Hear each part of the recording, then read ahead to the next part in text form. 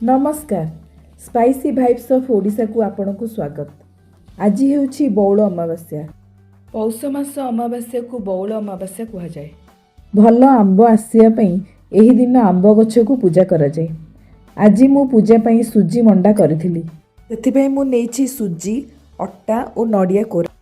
कड़ई गरम करी स्वाद अनुसार गुड़ एवं छेचा गुजराती और नडिया पकई ताकू भाजीबा। नडिया एमिति भाजी हो गला पारे ताकू गोटे प्लेट को काढ़ी दबा।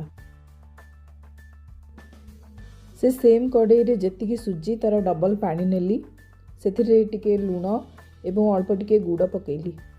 पानी फुटीगला पारे आमे गैस रो फ्लेम को लो रखी सुजी को धीरे धीरे पकाई गोलाइबा। सुजी टिके गोले हो गला पारे मु सेथिरे अट्टा ऐड करिबी।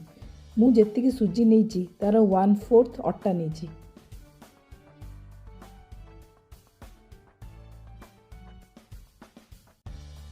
एबे जंतणी और नडिया पूरा रेडी हो जाइए। जंतणी टिके ठंडा हो गला पारे पानी हाथ हुई आमे मंडा गुडी को गढ़ी दबा।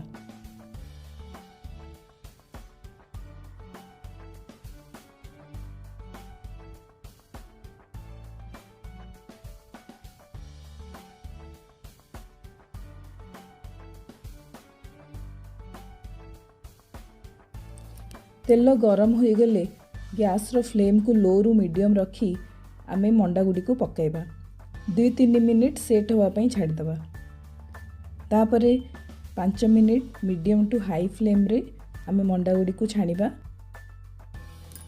एमिति कलर चेंज हेले आमे मंडा गुडी को तेल रु काढी दबा।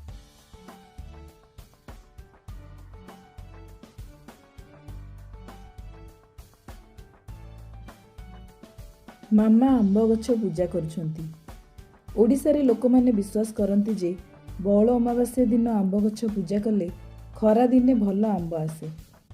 आपन को जदि वीडियोटी भल लागिछि ताहले लाइक शेयर एवं सब्सक्राइब कर देबे ओ कमेंट करी निश्चय जणाइबे।